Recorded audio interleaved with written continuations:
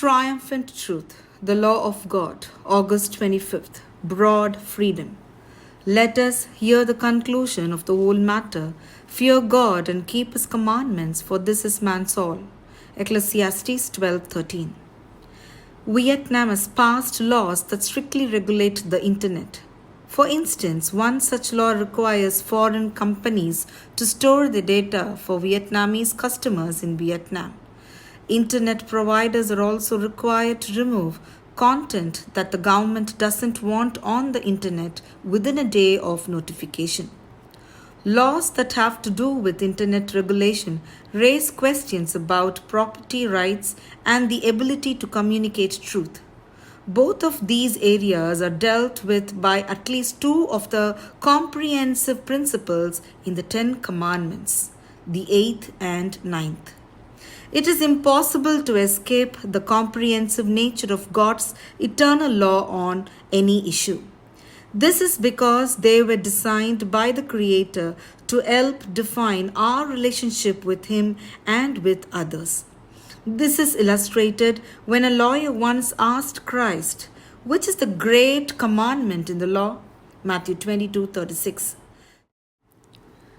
Jesus' answer shows the broad application of God's law.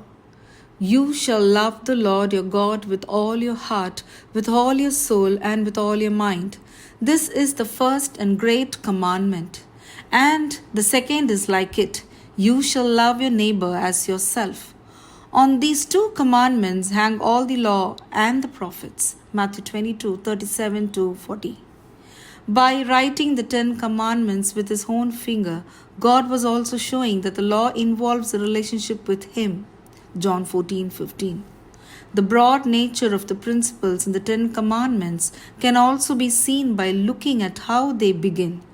Jesus focused on the principle of loving God first because He knew that people would not be able to love one another without loving God first.